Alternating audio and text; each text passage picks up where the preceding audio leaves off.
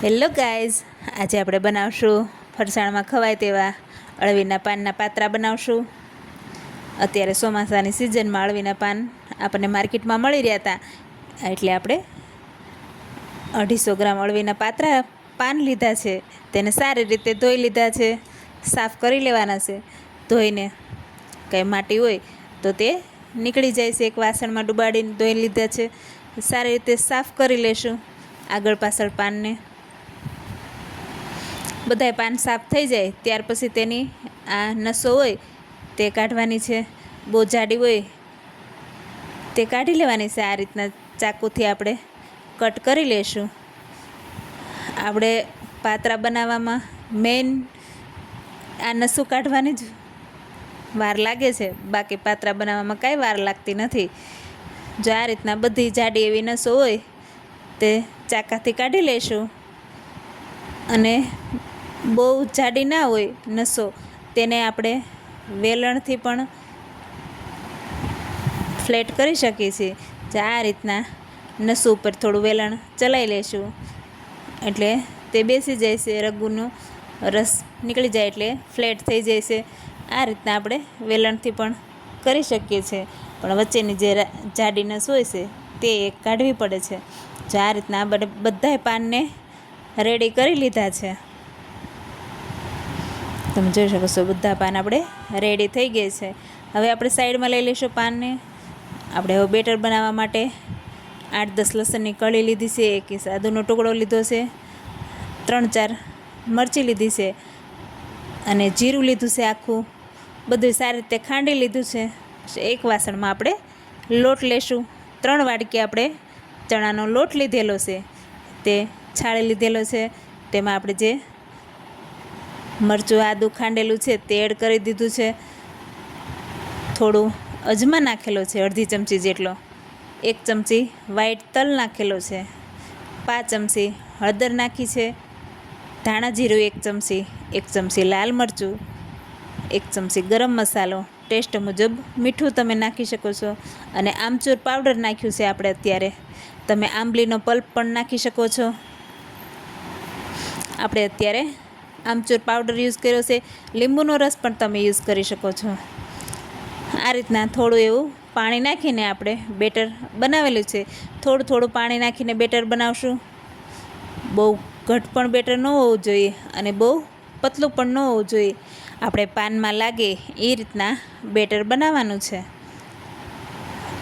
આ રીતના આપણે થોડું એવું ઘટ બેટર રાખીશું, બહુ પતલું નહીં થવા દઈએ એટલા માટે થોડું પાણી નાખીને રેડી કરી લીધું છે આપણે બેટર। ત્યાર પછી આપણે ઢોકળીમાં પાણી રાખીને ઉપરથી કાણાવાળી ડીશ રાખી દીધી છે, તેને તેલવાળી કરીને ગ્રીસ કરી લીધી છે। આ રીતના આપણે પહેલાં મોટું પાન લીધેલું છે, તેની ઉપર આપણે 2-3 ચમચી આપણું જે બેટર છે તે એડ કરેલું છે, તેને હાથેથી ફેલાઈ લઈશું સારી રીતે। આ રીતના આપણે આખા પાનમાં ક્યાંય જગ્યા ન રહે એ રીતના બેટર ફેલાઈ લેવાનું છે। તમે જોઈ શકો છો સરસ એવું બેટર આપણે ફેલાઈ લીધું છે હાથેથી। જો તમને મારા વિડીયો ગમતા હોય તો લાઈક, શેર અને સબસ્ક્રાઈબ કરજો। આ રીતના આપણે સરસ એવું બેટર ફેલાઈ લેશું। આપણે આ રીતના 5 લેયર્સ કરવાના છે પાનના। આપણે અત્યારે એક પાનને લગાવી લીધું છે, એના ઉપર આપણે બીજું પાન રાખીશું, અને પાનને આપણે જે નસો કાઢી હતી એ સાઈડ જ આપણે બેટર લગાવીશું। બીજું પાન રાખીશું તો એ સાઈડ જ રાખીશું, ઊંધું જ રાખીશું, જે સાઈડ આપણે નસો કાઢી હોય એ સાઈડ જ પાન રાખીશું, અને તેના ઉપર પણ બેટર લગાવી દઈશું। આ રીતના લેયર્સ કરતા જઈશું, એવા આપણે 5 લેયર્સ કરવાના છે 5 પાનના। સરસ એવું બેટર આપણે લાગી જાય, બહુ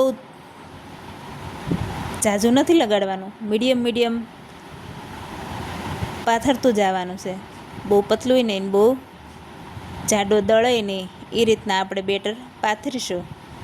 તમે જોઈ શકો છો આપણે મીડિયમ એવું બેટર ફેલાઈ લીધું છે, સરસ એવું કે જગ્યા ન રહે એ રીતના ફેલાઈ લીધું છે। આ રીતના આપણે ત્રીજું પાન રાખ્યું છે, ત્રીજું પાનને પણ આપણે સરસ એવું બેટર ફેલાવી લીધું છે. આ રીતના આપણે 5 લેયર્સ કમ્પ્લીટ થઈ ગયા છે. ત્યાર પછી આપણે રાઉન્ડ્સ વાળી લેશું. જો આ રીતના એકદમ ટાઈટ એવો રોલ બનાવવાનો છે.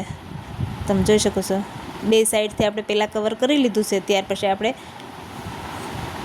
એકદમ ફિટ એવો રોલ રેડી કરીશું, એટલે આપણા લેયર્સ અંદરથી સરસ એવા રેડી થાય.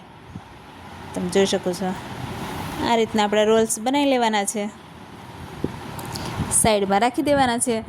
ત્યાર પછી આપણે બીજો પણ રોલ બનાવી લઈશું 5 પાનનો. તેને પણ બેટર લગાવી દઈશું આ રીતના, જે રીતના આપણે આગળ સ્ટેપ બાય સ્ટેપ કર્યું હતું એ જ રીતના આપણે બીજો પણ રોલ રેડી કરીશું. તમે જોઈ શકો છો, આપણે એક મોટું પાન લઈ લીધું છે, તેના ઉપર બીજું પાન લગાવીશું. એકનું મોઢું આ સાઈડ હોય તો એકનું આ સાઈડ, એ રીતના આપણે વ્યવસ્થિત ગોઠવશું પાનને. આપણે તે પણ 2 રોલ રેડી કરી લીધા છે, તેને બાફવા રાખી દઈશું. આપણે જે ઢોકળિયું રેડી કર્યું હતું, ગરમ થવા રાખી દીધું હતું, તેના પર રોલ રાખી દઈશું. 15 થી 20 મિનિટ ચડવા દઈશું. પાનનો કલર ચેન્જ થઈ જાય છે અને ચાકુ નાખીને જોઈ શકો છો, લોટ પણ આપણો અંદરથી ચડી ગયો હોય ત્યાં સુધી આપણે રહેવા દેવાનું છે. અને થોડી વાર આપણે ઠરવા દેશું. ગરમ ગરમ હોય એટલે થોડા ઓલા પાન લાગે એટલે થોડી વાર ઠરશે એટલે એકદમ સેટ થઈ જશે. જો આપણે થોડા ઠંડા થઈ જાય ત્યાર પછી આપણે કટ કરી લેવાના છે. ચક્કુથી કટ કરી લીધા છે બધા પાતરા. આપણે 4 રોલ, આપણે 2 રોલ બનાવ્યા હતા, તેને કટ કરીને 4માં ડિવાઈડ કરીને બાફ્યા હતા. તે 4 આપણે અત્યારે કટ કરી લીધા છે. તો એક લોયામાં આપણે વઘાર કરશું. તેમાં 2 થી 3 પાવડા આપણે તેલ નાખેલું છે, 1 ચમચી રાઈ નાખેલી છે, 1 ચમચી જીરું નાખેલું છે. સારી રીતે તતડવા દેવાનું છે જીરું ને રાઈ. ત્યાર પછી આપણે 1 ચમચી તલ નાખેલા છે, મીઠો લીમડો નાખેલો છે અને 3-4 નંગ મરચાં કટ કરીને નાખેલા છે. 1 ગ્લાસ જેટલું પાણી નાખવાનું છે, 2 ચમચી ખાંડ નાખવાની છે અને થોડી વાર ઉકળવા દેવાનું છે. ત્યાર પછી આપણે પાતરા જે રેડી કર્યા છે તે આપણે ઉમેરી દઈશું અંદર. બહુ હલાવવાનું નથી, થોડી વાર ઉકળશે ત્યાર પછી એક વખત આપણે હલાવીને આપણા પાતરા રેડી થઈ જશે. બધું પાણી અબ્ઝોર્બ થઈ જાય ત્યાં સુધી આપણે રહેવા દેવાનું છે. 2 જ મિનિટમાં આપણો વઘાર રેડી થઈ જાય છે. તમે જોઈ શકો છો, આપણા પાતરા વઘારાઈ ગયા છે. આપણે એક વાસણમાં નીકાળી લઈશું. કેટલા સરસ એવા પાતરા આપણે બજાર જેવા જ ઘરે રેડી કર્યા છે. તમે જોઈ શકો છો, લેયર્સ પણ તમે જોઈ શકો છો, ટેસ્ટમાં ખૂબ જ ટેસ્ટી છે. આ રીતના આપણે પાતરા રેડી થઈ ગયા છે. તમને લાગે ઘરે બનાવ્યા હોય તેવા એકદમ બજાર જેવા જ છે ને? જો આ રીતના ટેસ્ટ કરીને બતાવું છું, ખૂબ જ ટેસ્ટી બન્યા છે. તમે પણ એકવાર જરૂર ટ્રાય કરજો, આ રીતના પાતરા બનાવજો. Thank you.